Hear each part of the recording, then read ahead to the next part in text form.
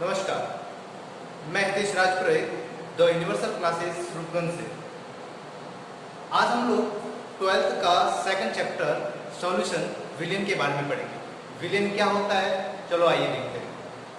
विलियन दो चीज़ों से मिलके बनता है। सॉल्यूशन दो टाइप से मिलके बनता है। कौन से दो टाइप है? एक होता है विलय और दूसरा होता है विलायक। विलय जिसकी मात्रा कम हो और विलायक जिसकी मात्रा अधिक हो, उसको हम बोलते हैं विलियन। विलियन दो चीज़ों से मिलके बनता है। आपको पता होना चाहिए कि विलियन दो चीज़ों से मिलके बनता है, विलय प्लस विलायक।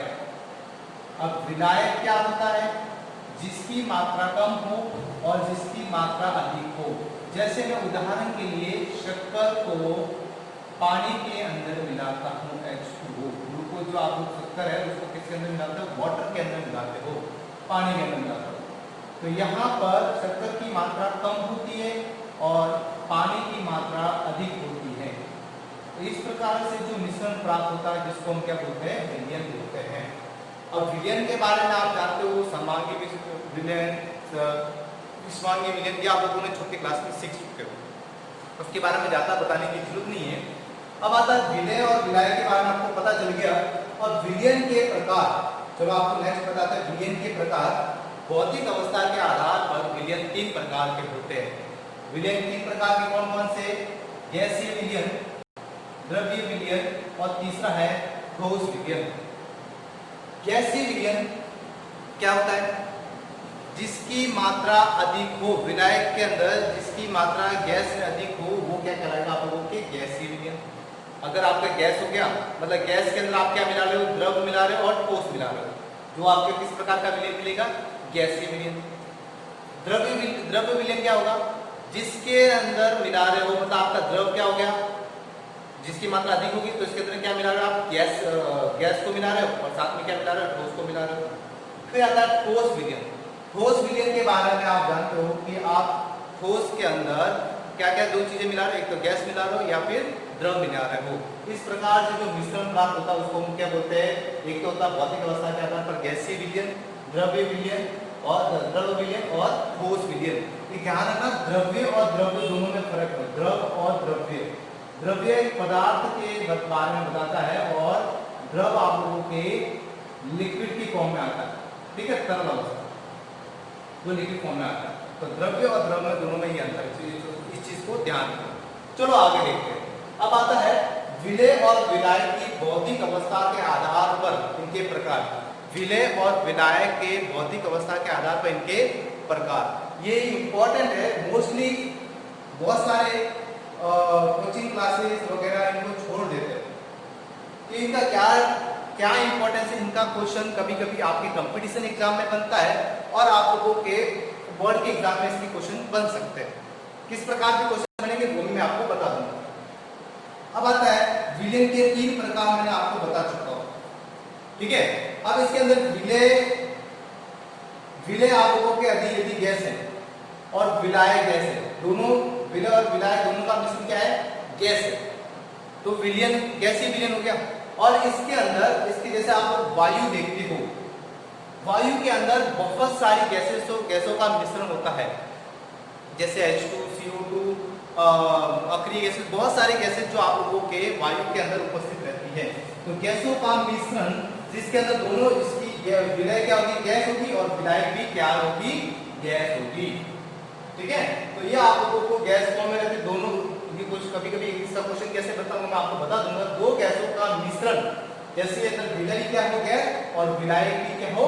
गैस हो, ठीक है। तो ये आपका पहला हो गया। पहले के अंदर आपने दूसरा देखो, अगर आप लोगों की विलय गैस है और विलायक द्रव है, अब ये सर कहाँ दिखता है? आप बोलोगे आप जो जल वाष्प करते हो तो गैस की मात्रा निकलती है और पहले आप लोगों ने तरल अवस्था में लिया, उसके बाद उसको वाष्प कर दो तो गैस फॉर्म में चला जाएगा।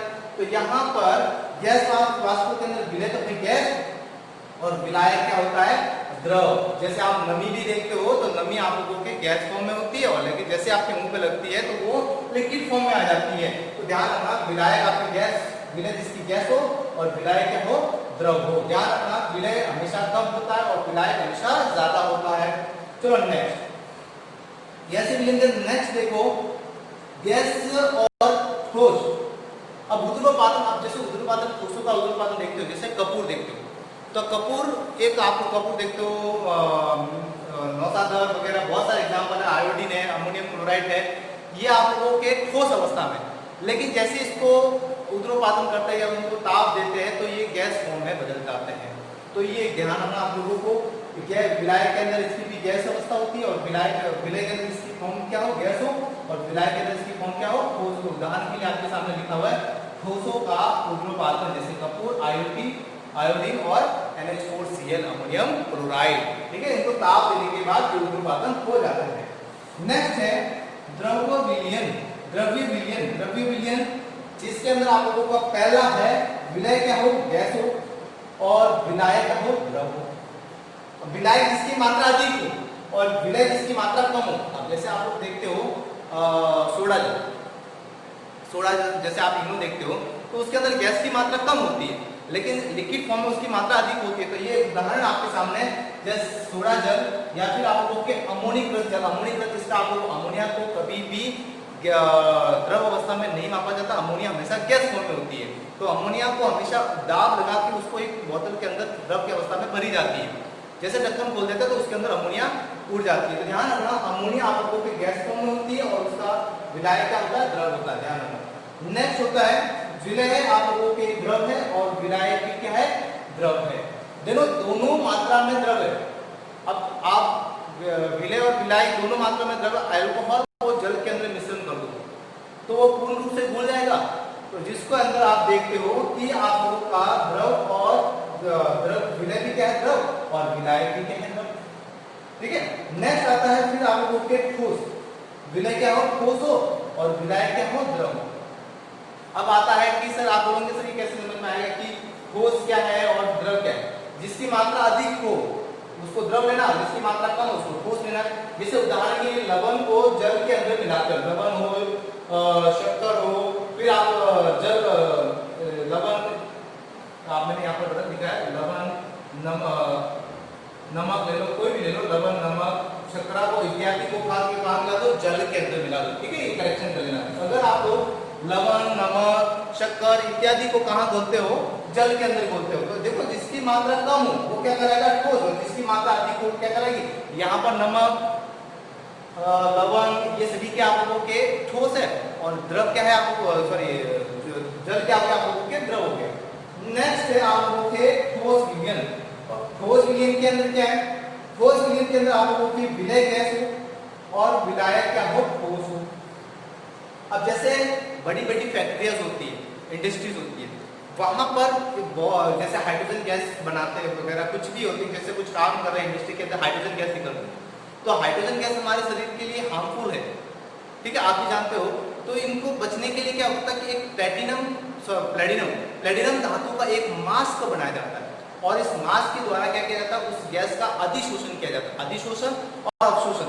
अधिशोषण क्या होता है, एक दो शब्द मैंने यहाँ पर आपको बोला है, अधिशोषण, एक बोला शब्द अधिशोषण, अधिशोषण होता है और एक होता है अवशोषण। ये दो शब्द है, अवशोषण।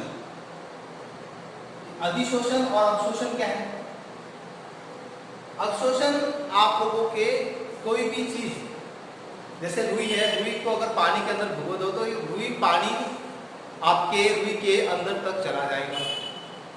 ठीक है, और अधिशोषण क्या होता है, वो इसके अंदर वाले भाग तक नहीं जाता, ऊपर ऊपर जम जाता है, उसको बोलते हैं अधिशोषण। क्या बोलते हैं उसको, अधिशोषण। तो प्लेटिनम धातु का एक मास्क बना होता है और उसके द्वारा हाइड्रोजन गैस को आपके मुंह के अंदर या नाक के द्वारा शरीर में जाने से क्या करता है, रोकता है। तो प्लेटिनम बना सा धातु क्या करता है, लोगों के H2 गैस को रोकता है। तो ये देखो धातु कौन सी होता है, धातु ठोस होगी, सॉरी धातु आपके ठोस होगी और आपके हाइड्रोजन क्या होगी, आपके गैस हो जाएगी। ठीक है, ये उदाहरण है। नेक्स्ट आपके देखो, नेक्स्ट आप लोगों के पारा, कॉपर।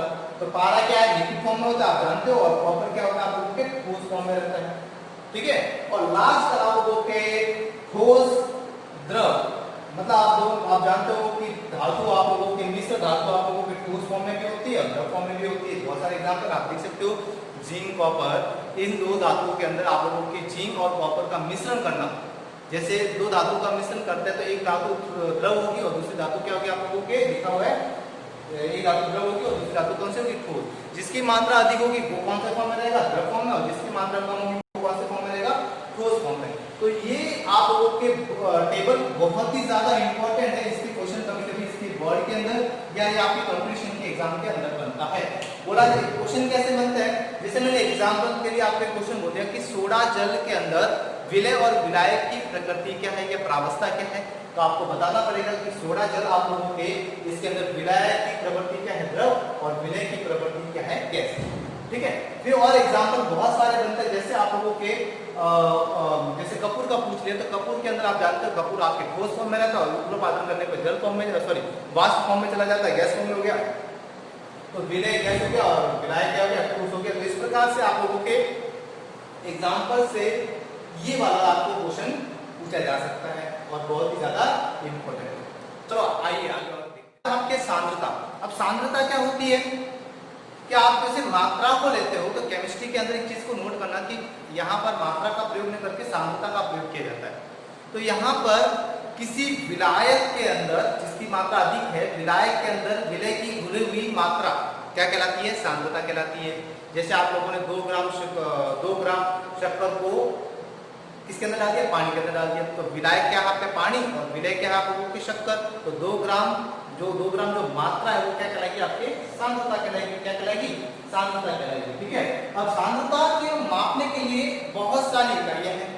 एक आती है मोलविन, मोलरता, नॉर्मलता, फॉर्मलता, द्रव्यमान प्रतिशत, आयतन प्रतिशत, द्रव्यमान आयतन प्रतिशत, बहुत सारी इकाई है। लेकिन आपके यहाँ पर ये जो बेसिक कंसेप्ट के लिए मैं आपको बता रहा हूँ, आपके सिलेबस में ये तीनों नहीं है, लेकिन आपको ये आगे जो राउल्स के नियम वगैरह जो आगे रूल्स आएंगे उस रूल्स के अंदर इसका जरूरत पड़ेगी, आपको ये फॉर्मूले पहले से पता होने चाहिए। तो चलो आगे हम बढ़ते हैं। मोल अंश क्या होता है, पहले डेफिनेशन पढ़ लेते हैं। विलयन में किसी अवयव का मोल भिन्न, विलयन में उस अवयव के मोल और विलयन के सभी अवयव के कुल मोलों की संख्या का अनुपात होता है। मेरे हिसाब से आपको ये समझ में नहीं आया, चलो मैं एक एग्जांपल देंगे आपको समझ। यहां पर A प्लस B, यहां पर आप उसको मान लो विलायक, A को क्या मान लो, विलायक मान लो, और B को मान लो विलय। दोनों को मिलाता हो तो क्या बनता है आपके AB, जिसको बोलते हैं विलयन। चलो विलयन बना। अब यहाँ पर एक मोल शब्द का प्रयोग किया गया, तो मोल का मतलब होता है कि कोई अवयव कितनी मात्रा में हो रहा हो, ठीक है, वो क्या कहलाएगा आपके मोल। तो मोल निकालने का सूत्र क्या है, N बराबर भार बटे अनुपात, ये मोल निकालने का सूत्र है। तो W अपॉन M होता है, ठीक है। भार मोल निकालने का सूत्र क्या है, मोल, इसको बोलते हैं, N को क्या बोलते हैं, मोल, ठीक है, मोल आप जानते हो, ठीक है। तो यहाँ पर मोल बराबर क्या था, भार बटे अनुपात W अपॉन M। अब यहाँ आपको पता होना चाहिए कि इसके विलायक के मोलों की संख्या मान लो Na और विलय के मोलों की संख्या मान लो Nb। देन इन दोनों को मिला के आप लोगों के Na प्लस Nb ये होगा, मतलब विलय और विलायक मिलके तो ये विलयन बनता आपके। अब मैं डेफिनेशन के हिसाब से चलता हूँ कि विलायक की कितनी मात्रा इसके अंदर घुली हुई है, ना कितना भाग विलायक का कितना भाग इसके अंदर घुला हुआ है, विलय का कितना भाग इस विलयन के अंदर है, तो उसको निकालने के लिए मोल अंश का प्रयोग किया जाता है। मोल अंश को हमेशा x से डिनोट करते हैं, किससे परिभाषित करते हैं, x से। अब यहाँ पर एक का मोल अंश निकालना है तो फॉर्मूला क्या हो जाएगा, XA बराबर ए, यहाँ पर x विलायक के मोल कितने हैं, Na बटे विलयन का मोल अंश कितना है, Na प्लस Nb। यही तो बात बोलना चाह रहा था, क्या करना चाहता है, विलय के मोलों की संख्या, विलायक के मोलों की संख्या बटे विलयन के मोलों की संख्या का अनुपात क्या कहलाएगा आपको, मोल अंश। आप लोग अपने लैंग्वेज में लिख दो, कोई जरूरत नहीं है लिखे ये रखो। फिर बराबर आता है XB, XB बराबर क्या होगा, एन बी बटे N A plus N B, ये भी फॉर्मूला बन सकता है। ठीक है, तो यहां पर किसकी विलय बोल रहे हैं, विलय के मोलों की संख्या, तो विलय की मोलों की संख्या बटे विलयन की मोलों की संख्या का अनुपात क्या कहलाएगा, आपके मोल अंश कहलाएगा। ठीक है, तो यहां पर विलय का कितना भाग इसके अंदर है, विलयन विलय का विलयन के अंदर कितना भाग है, विलय का विलयन के अंदर कितना भाग है, वो हम नया शब्द बोलते हैं मोल अंश। और मोल अंश हमेशा ध्यान रखना, xa की वैल्यू हमेशा 1 से कम होगी। xa की वैल्यू हमेशा मोल अंश की संख्या, हमेशा मोल संख्या मोल अंश या मोल भिन्न आप लोगों के 1 से कम होगी। और मोल आपके तो आपके विलय का भी हमेशा 1 से कम होगा। ठीक है, और ध्यान रखना कि यहाँ पर xa प्लस xb बराबर 1 होता है, हमेशा ध्यान रखना। विलायक का मोल अंश प्लस विलय के मोल अंश दोनों का मान हमेशा 1 होता है, और दोनों का मान 1 से हमेशा कम होता है, इस बात भी ध्यान रखना। ठीक है, तो मोल अंश आपके क्लियर हो गया होगा।